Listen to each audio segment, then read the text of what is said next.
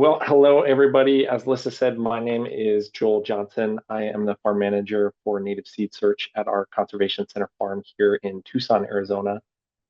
We have a wonderful, wonderful team of volunteers and staff and supporters who help to grow the seeds that you all help support and that hopefully you're using and growing in your gardens as well. So we're excited to share a little bit. We haven't had the opportunity, as Lissa and Ivy said, to do something like this in a little bit, but we're excited to get back into the swing of that and especially to connect with members. Um, the topic focus for tonight is kind of an overview of spring gardening in the Sonoran Desert, with the idea in mind that that looks really different in the Sonoran Desert region than it does in other places around the country and around the world. A lot of what we'll talk about, I think, on a high level will be familiar to you all as you're thinking about growing and working with plants and food, especially in the Southwest.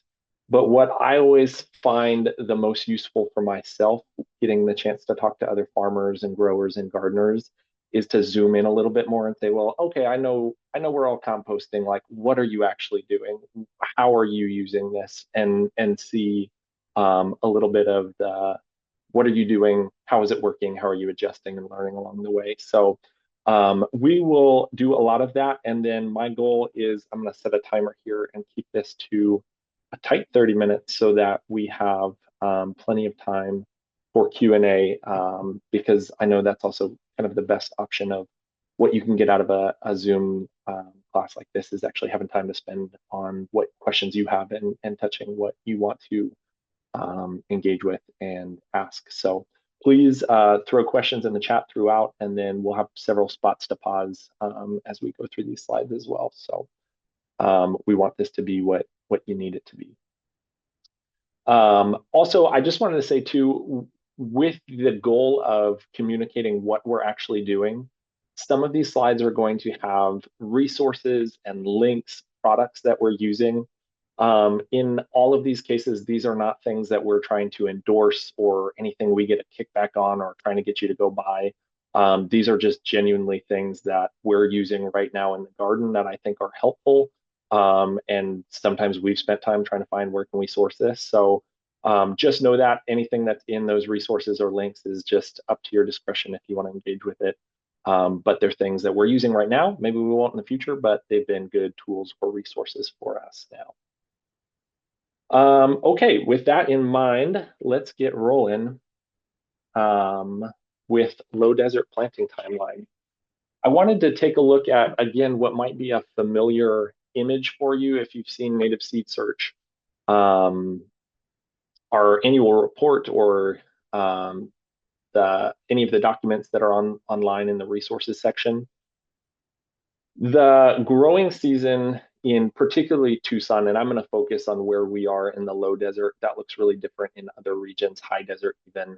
But here in the low desert, we kind of think of these critical periods of growing that are unique from each other. So cool season, winter planting is what we're really thinking of. Things going in October as it's starting to cool down. Some planting throughout the winter, but a lot of that's dormant and not growing particularly fast. And then February, what we're entering right now, kind of being the last push of putting some cool season things into the ground. So maybe late garbanzos or something like that.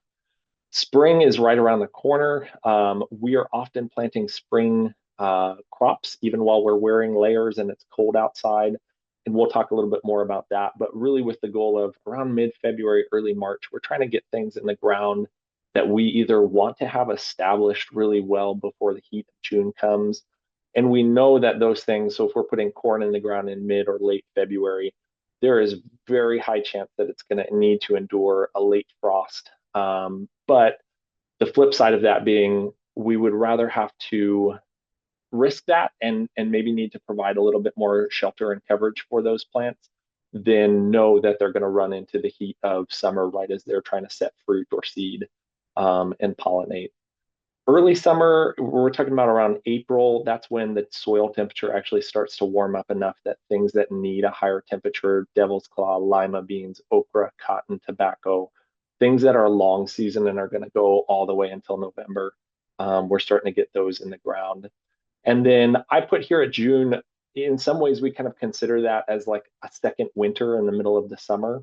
And what I mean by that is in the same way that you would be planning around a killing frost in December, we are planning around June as kind of a bare period where we either really need to prepare for the heat and dryness of June before monsoon, or we need to be getting things in before or after. So planting in spring to finish around then, or waiting and planting with the monsoon rains, which is our biggest push and biggest planting season. Just a quick overview of what we're actually doing in our gardens right now. So 2025 winter gardens, these are things we've planted in October, November, December, things that are still going into the ground now, and that we'll look to harvest seed from anywhere from late April to the first week of June, but primarily in May. So itoy onion, purple queen garlic, fava beans, cilantro, these are the actual varieties we're growing right now, multiple varieties of peas, dill, greens, often arugula, garbanzo beans, wheat. And then we're really actually using a lot of this winter to focus on refreshing, aerating, putting some life back into our soil by taking advantage of the long, slower growing season of winter to do multi-species cover crop mixes, which again, we'll talk about in just a couple slides. I think what a lot of people think about when they think about starting vegetables in the winter is not necessarily planting what can I plant outside, but what can I be getting rolling on now for when the weather warms up. So we absolutely are starting indoors throughout the entire winter. Chilies, chiltepines, tomatoes are going into our warmest greenhouse on heat mats on a mist table around mid-December. And some of that is chiltepines really, really slow to germinate. So if we can get those into the greenhouse for like a full 2 months, we see a lot better germination. And then we're getting from a 50 cell from a seed tray, getting up into 2 and 4 inch and maybe even 1 gallon pots before we're taking those out into the field.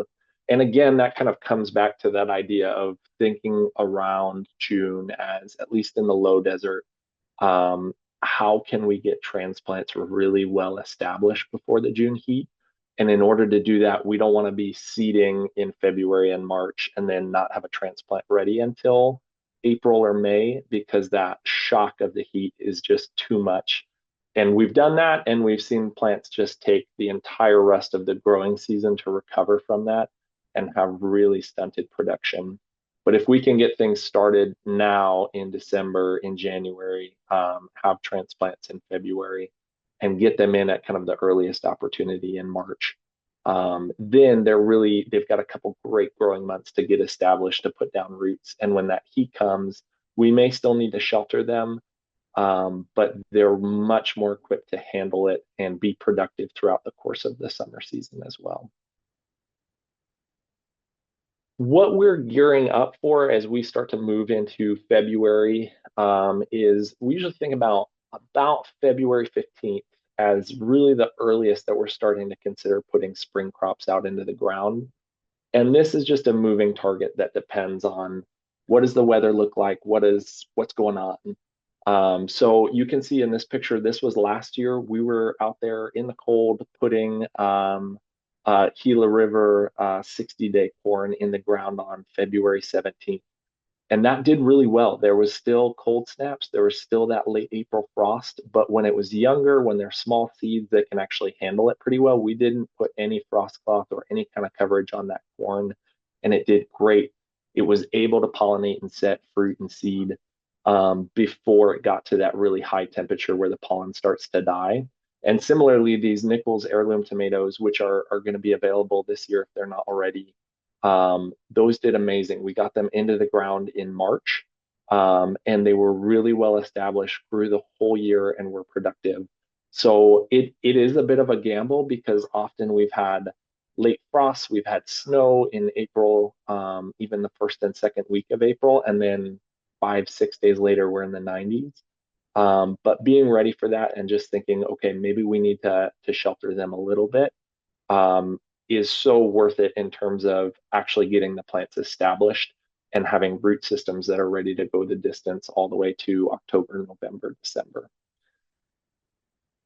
Um, the kind of next thing around the corner, what we mentioned earlier, is starting to think about what are those early summer crops. So this is where those long season things are going into the ground as seeds, gourds, okra, cotton. You may be starting watermelon out in the field. We've done squash as early as April and let it go through the summer for some varieties. And it's when we're transplanting chilies, chiltepines, tobacco, okra. I wanted to throw these photos in because I think they're helpful to see what we're targeting in order to maximize food and seed production. We want to have a pretty established plant going in late March or early April. We want those plants to be able to use those great growing days of April and much of May to get established, to be in the full sun, to be going through our watering progression and building their root systems. And then for a lot of these varieties, every year for chilies in particular, our low to desert summer is just too much for chilies. That even if they survive and they produce, there's often sun scald. There's often pest and pathogen issues that are a result of them being weakened in the sun. So we did a 2-year field trial over the last 2 years, so 2023, 2024, with Organic Seed Alliance to see and kind of look at that question, particularly for tomatoes, of what shade cloth opacity results in the best seed set and fruit set for tomatoes. So we did that with Ciudad Victoria tomatoes and Chiapas wild tomatoes. And I think the biggest takeaway we had was nailing that timing means even more than getting the shade cloth right, that getting things into the ground at the right time and establishing them for the rest of the season is the biggest factor. After that, we really saw 30% shade cloth, which I think is already kind of the standard for most people, 30 or 40%. That led to the best production and sheltered the plants without shading them out. This picture shows 0, 30, 40, and 50% shade cloth. And at least for summer vegetables, the 50 were great, healthy, beautiful plants that didn't put on a lot of food or tomatoes. The 30% is light enough to kind of take the edge off of that summer heat, but still allows a lot of energy to actually go into fruit and seed production. This is, I think, maybe a good spot to just check in. Ivy and Melissa, do we have any questions on just kind of overview of timing and pattern before we keep rolling into soil preparation?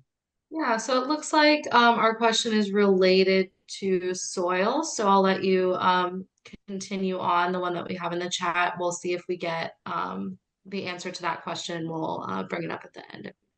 Okay, great. So one of the other things people are asking about in this time is just to talk through how are we handling our desert soils? What are we doing with them? And I think for us at Native Seeds, over the last 5 years in particular, our goal has been this: to stack as many diverse biological inputs as possible. In a research setting, a small organic farm, it's hard to track, okay, which variable really made the most impact in terms of isolating, like, wow, did this work? Did it not? Where even if you do side-by-side growouts, there's just so much that's changing and happening. And honestly, for us, I think it's just not as important to know exactly which piece worked and made things healthier. We just want to add in as many of these options that we know are good, that we know are tested and proven. And what we've seen is just really, really positive growth in terms of the health of our soil, and then how that's translated to reducing the need for even organic pesticides, for having to deal with nutrient deficiencies. We still do, absolutely. Every season is different. But just the increase in investing in the soil health has led to such a reduction in time, energy, and expense in these other areas. So cover cropping, these are just a few things we'll hit on. Compost and organic amendments, working in mineral amendments. There's definitely, the desert soil has a great capacity to capture and hold nutrients. But there's always some things that might be missing, especially with some heavy feeding crops. Fungal and microbial inoculants. One way to make nutrients available for plants is just to help free up what's already in the soil that's maybe not in a plant available form. So we've been using these Johnson Soup composting bioreactors. Daisy's mixing a seed extract in this photo to really just add fungal life that can release and free up some of the nutrients that are already available in the soil that the plants can't access. Vermicompost, mulch, you can see the compost tea brewers, just all of these things, whatever you have access to, whatever you're interested in, whatever you can do, just starting to stack these things over time has so many benefits for production. These are some pictures of some of the gardens around the Conservation Center farm. People often ask if we're no-till or how we're handling the soil. We are often no-till, but really what we are is minimal tillage. And the idea there is just when you're tilling, you are exposing the microbial life that's down in the moist, comfortable, safe soil layers up to the surface where it can die. You're adding oxygen into a system that will burn through the organic matter even faster when you're really trying to hold on to it. And you're breaking up soil particles that, by sticking together, create aeration, which is really important for us in clay heavy and silty soils. So we will till if there's a reason, and for us that would mean there's a really noticeable nutrient deficiency that we haven't been able to address with foliar spraying or side dressing on the top, and we need to work something into below the soil surface.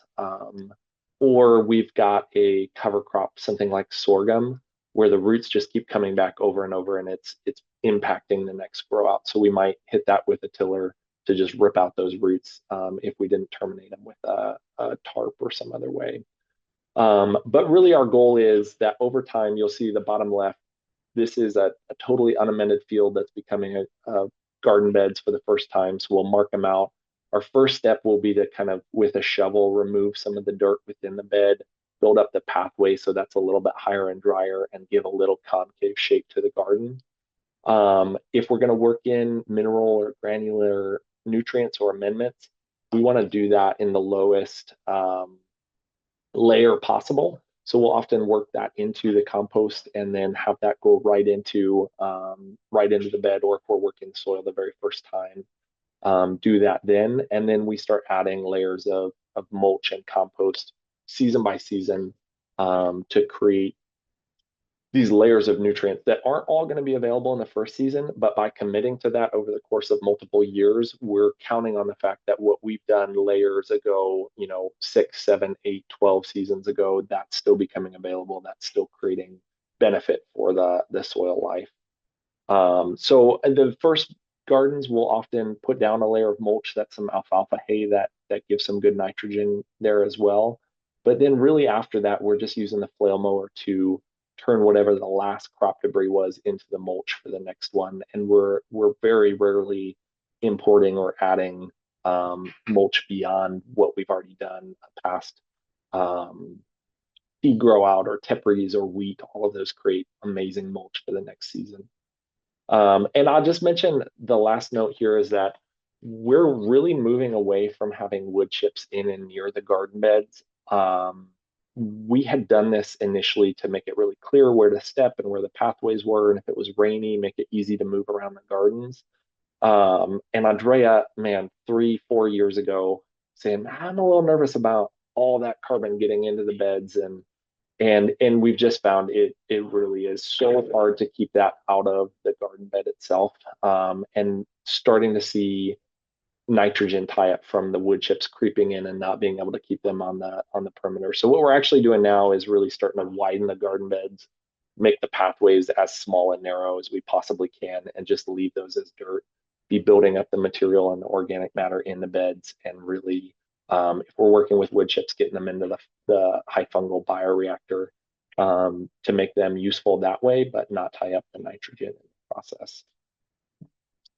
Cover cropping is huge. It can be a really affordable way to invest in the health of your soil, and particularly in the desert. For us, more than anything, as we get started, we're starting to prep some pretty large fields for our farming expansion. And our goal in the first year is going to be, we'll have several goals. Weed suppression, just trying to get some life and some roots into the soil to start aerating it and breaking through the clay and introducing some oxygen, and then adding soil organic matter. So we experimented and have done some different field trials. I found about 3 pounds per 1,000 square feet of a multi-species mix.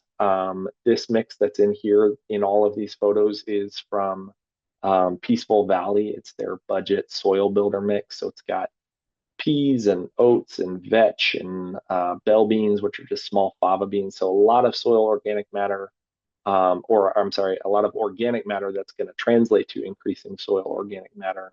And it's pretty reasonable and affordable to just scatter it in, fill up those beds. You can see how big that got after about 3-4 months. Our goal is always to cut or terminate that cover crop at flowering. And the reason there is the plants have been gathering and building nutrients and resources to invest in the crop, into the seed and the food production. And by terminating the cover crop at that point, we're maximizing the nutrients that are going to be made available for the next thing that's going to grow in that space. So you can do it before that, you just won't realize the whole benefit, but it's still beneficial. And doing it after that, then you're starting to deal with, okay, that's starting to reseed, and now you've got maybe beneficial weeds, but plants that you weren't expecting to be there, going back to seed. So in the steps here, you can see the seed that we get there. We're broadcasting that in, that's growing. Monica's using a flail mower to terminate in this picture and turn that into mulch. If you don't have a flail mower, that's fine. You can use whatever you have. You can use a string trimmer, one of those hand mechanical weed whackers, works great. We borrowed somebody's hedge trimmer one time. Whatever you have that can cut it off at the soil level, keep the roots in the ground, and then turn that into mulch. You don't need to put a tarp over the cover crop to kill the roots if you do it at the right time. But the tarp can be really helpful if you're on a deadline of, okay, I want to get something in the next 2 weeks. Putting a silage tarp or something similar over cardboard to do light deprivation, that'll just kill off the roots while leaving them in the ground to decompose and feed soil microorganisms. And then it just creates a really great bed because it keeps the humidity and just a great environment for all that organic matter to break down. And then you can plant right through the stubble or throw compost right on top of it. And it works really, really well. Adding amendments can be, I think, one of the easiest spots to kind of take a left turn that you don't want to take, in the sense that you can spend a lot of money adding amendments that don't actually translate to improved plant growth or production or yield. And one of the reasons for it, if you haven't seen this, if you've been in the desert for a while, you're probably very familiar with the little graph at the bottom. That is availability of different soil nutrients based on the pH of the soil. So desert soils are very alkaline. We're right in here for most of our fields in the 8.5 to 9 range. And you can see as we move away from base, nitrogen, phosphorus, iron, copper, and zinc, these are all becoming less available to the plants in that range. So 2 ways around this. The one that we hope you're very familiar with is that adapted seed needs less amending. So by working with plants and seeds that are adapted to this region, to these soils, we don't need to pretend that these plants and seeds are in Iowa and then change our potting mix and everything about it to kind of create a microclimate from somewhere else. We need to work with seed that has decades and generations and thousands of years of adapting to this location. And then it doesn't need all of that. It can work and thrive in these locations. If you do see deficiencies and you're adding in, always best if you can do it to take a soil test or at least to look at what nutrient deficiencies look like in a plant and be responding to that instead of just putting things out there. But if you're going to put those in, what we like to do is mix that into a batch of compost first. And what that does is, A, it makes it easier to spread evenly across a bed. It can be hard to spread a granular mix very evenly across a long space. But if you split that same mix into 2 or 3 wheelbarrows of compost, it's much easier to spread it evenly. It also puts those nutrients into a lower pH zone. What your compost is probably going to be several points lower than the soil itself. And then the roots can access that nutrient in a lower pH zone where they'll be able to take it up in a more plant available form. So some things like phosphorus, they'll actually do this as like root banding underneath a plant that really needs it. And if you're doing transplants, that's a great opportunity to put something right underneath the plant that you need and to do it in vermicompost or whatever compost you're adding, and just make that effective. Otherwise, you could be adding a whole bunch of granular iron, for instance, that then reacts with our calcium heavy soil, makes a rock that the plant can't access, and you could spend hundreds of dollars trying to amend iron. Man, I still have this iron deficiency. So for something like that, we actually just cut out the soil directly. And if there's an iron deficiency, we would just foliar spray it right onto the plant leaves. They don't take it up as well, but they take it up better than having it just get locked up in the soil. So there are two images on this slide I just want to mention briefly before we move on. One is the soil test report here. We've had some really good success with a group called Grow Abundant Gardens. They do soil tests and soil recommendations, and their website has just a ton of information on there for free about understanding plant nutrients and amendments, what to add and what not to add and when to. But it's really geared towards a organic garden farm scale, rather than sometimes recommendations are coming from a more commercial or university setting scale, and it can be harder to even know, how do I fit this down to the side I'm working. So they're often recommending organic amendments on a scale of so many pounds per 1,000 square feet, and it makes it a lot easier to kind of zoom that into a garden scope. BioLive is also a great option if you're going to do just some general amendment. That's kind of a go-to, and it is really worth it to find a couple other friends, get online and buy a 50-pound bag instead of getting those little 2 and 3 pound bags at the garden supply store. You are spending a lot more money that way. So find some friends, go in on fertilizer together and share it, and you will all save money and be much happier. All right, let's pause and check in there again, Ivy, if that covered what people were asking about, or we want to pause on anything. Yeah, we got a couple questions related to soil and amendments. So we'll go through those. So Maribeth did ask about tilling or no tilling. Maribeth, let us know if that slide on our minimal tilling method answers that question for you. If you have an additional question related to that, I would be happy to add that. Um, I have Jillian wondering about some cover crops. I know that you mentioned Peaceful Valley mix. Is there any for like maybe smaller gardens, some recommended, maybe, one or two cover crops, or any other suggestions for cover crops? Um, Okay, great. Let me start with the first one. As far as tilling, we often do till as preparation for starting a garden for the first time. So if we're going into a field that has never been a garden at all, and it's often starting at 0.5% organic matter, we're not too worried on disrupting the composition of the soil or the microbial life because there's not a whole lot going on there already. So we'll try to do tilling just to set up the bed and then really move towards not tilling. If there's no reason, we'll go 2, 3, 4, 5 years, ideally always without tilling, to prep in ground. So yes, I think looking at your comment here, um, planting sunflowers, sunflower mix, that's a great option. Some other things for just getting the soil worked up the first time. We love to just use what we have left over. Like if we winnowed seed that we were saving before, we'll make our own mixes of, for summer, I really like cowpeas, tepary beans, any kind of common bean for the nitrogen mixed with sorghum is a great cover crop that will actually show you nutrient deficiencies in the field or the garden very well. It responds in height a lot to nutrient availability. So a lot of farmers will make that their first thing, grow some sorghum and see like, oh, wow, that corner is really shorter than the rest. And it can be kind of a nice visible soil test for you. So we'll do a mix of cowpeas, tepary beans, sorghum, old sunflower, things that have deep roots, that have fibrous roots, tap roots that can break up, as well as a mix of things that can add some nitrogen and a lot of biomass and just scatter it in there. Maybe we'll harvest some seed from that for cover crop in the future. And then, yes, I think somebody else asked about cutting off soil at the soil level.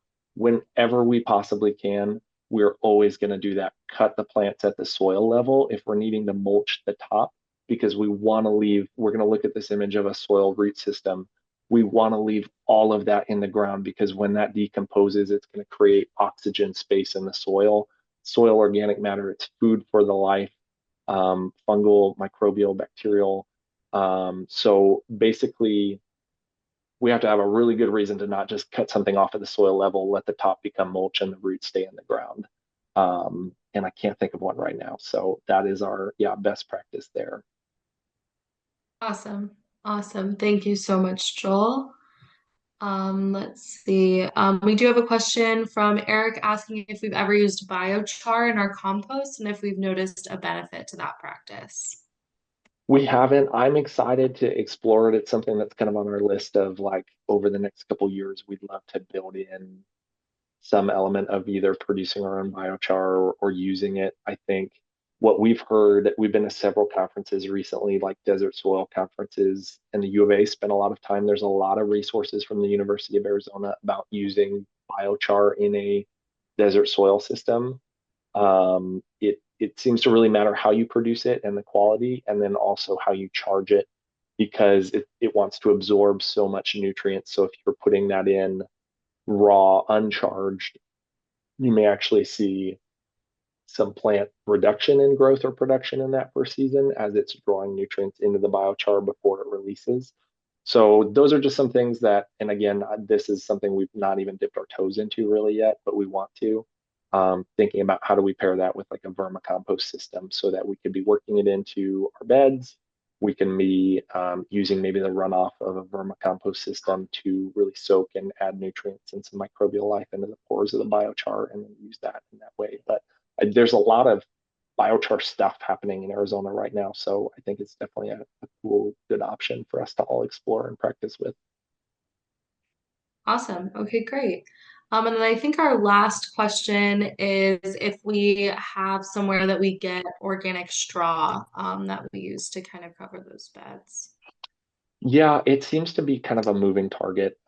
Here in Tucson, we'll reach out to OK Feeds. I always forget the other one. It's out in Marana. I want to say it's like it's a letter three times in a row. I want to say it's like TTT, triple T feeds, but it might be a different letter. And I think you just have to ask them on like what they have available is rotating. And it can be really hard to trace like what field did this come out of and were pesticides used on it or not. So you probably will spend a little bit more to get organic, but I think you really just have to call around and see who has what available at any certain time. And then honestly, I think that's like maybe one of the better reasons to just grow your own mulch. You know what that seed has happened to that seed a lot better than what has happened to cut straw or mulch. So if you really want to mulch a bed, just grow tepary beans the first season. Do winter wheat over the winter. Do a cover crop mix, and then use that as your mulch throughout the rest of the season. Is probably the very safest way to know the quality and origin of what you're putting on the garden bed. There's one more question from Maureen, and I think for amendments, it says, what about, I think it's coir, C-O-I-R. Is that a cocoa mulch or a coconut Yeah, we haven't used coconut coir coir? on beds or pathways or anything, just because it's hard to buy at scale and it gets really expensive. I know people use it in their gardens to great positive effect. We use it in our potting soil. The Community Food Bank of Southern Arizona has a great recipe for mixing potting soil and seeding mixes. We've tweaked it a little bit, but we really just do what they do because it works. And we'll use the coconut coir in there as kind of the aerating and drainage agent. So yeah, it's a great option, especially sometimes you can find awesome deals at Costco or something. So it doesn't really make sense for us on a bigger scale, but it certainly could on a smaller scale. Absolutely. Okay, great. Thank you everybody for your questions. If we missed anyone, feel free to put it again in the chat, and we'll keep moving on with the presentation. Okay, awesome. Watering is one of the other questions that people most frequently have as they walk around the farm with us. And one of the things that we've changed a lot over the last 4 and 5 years, um, when we water, even in the desert, our goal is to really mimic what are the patterns that these crops have gotten to know in the context of dry farming, traditional autumn or indigenous agricultural systems, which would be deep and infrequent waterings. So, in the context of using drip, of needing to have consistent and reliable production, we're trying to practice what is called deficit irrigation, which is really how far can you push between your watering events without noticing a negative impact or a negative impact beyond kind of what you've said is acceptable in growth and production. So when we water, we want to go deep and we want it to be infrequent. Even in the summer, it's June and it's 117. We are typically watering all the garden beds once a week. Sometimes more often than that, but if it is, it's responsive and it's temporary.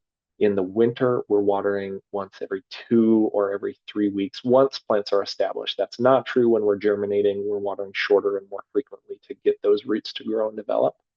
But our goal there is to lock the water down into the deeper layers, 3+ feet down in the clay soil, and have the roots have to go get it down below. It's training and encouraging them to have a robust and a deep root system that then, when the rains come, they're ready to use it and absorb it and capture it because they have, and it's good for them in every way. They have a broader space to bring in nutrients to the plants. They're getting water from a wider space and they're just more established if there's wind or damage or anything like that. So this image is from a book that's almost 100 years old now, but is still has great images of some different vegetable crop root development. So you can see this is a lima bean. You see how wide that spreads and how deep that is going 2, almost 3 feet down. So the best way that you can test this in whatever setting you are is just get a soil probe. Some people will just use a hammer and a piece of rebar, and that's great. That works just fine. Getting a T-handled one like this is only like $20 or $30, and it makes it really simple and easy to push in and out. So I just took this picture just a little bit ago as we were watering our cover crop. It went down about 18 to 24 inches in different spots, which is just fine as that's getting established, watering 1, 2 feet. If this was a food or seed crop and we're going into the summer and that's well established, I would want to be seeing that entire probe disappear at the end of the season and definitely going down to like a 2 or 3 foot depth. It's also nice to check how is your water spreading. So I did this in a bunch of spots in the pathway and saw, yeah, that concave basin bed is doing a great job of holding the water from 2 lines of drip tape right in and around that 3 foot garden bed. So um, doing this, knowing your soil, I've noticed that I only live 7 minutes away from the conservation farm. My soils are different at home. When I do this in the backyard, I have a totally different timing for my backyard than at the farm. So it's not as simple as just, okay, here's a time and here's an amount. It's really thinking about what am I growing? How deep are its root systems going to go? And then tapering in at the beginning to germinate that seed and start to develop and train the roots. And then checking it throughout the season. Am I still going deep enough? And then just pushing that gap. How far apart can I spread those irrigation events without damaging, doing it at a critical period of pollination or fruit development? Because we don't want to stress it out at those times and then lose the crop. But there's a lot of room to reduce how much water we're using. And a soil probe and just being out in the field and checking it is the best way to do that. This is just kind of an overview of what we've been doing there. So over the last 4 or 5 years, we've been trying to figure out how can we kind of balance the resilience of Akchin, of floodwater farming and traditional dry farming with the reliability of modern drip technology and drip tape. And so really doing this, having basin fields in the low desert where we're planting in the ground, We're having a little bit of a concave to the bed to capture that water and send it down. We can flush when we need to. If there's salt buildups, we'll run those drip tapes for a extended period of time, maybe 6 or 8 hours or even overnight, to push the salt buildup down beyond the root zone about once a year.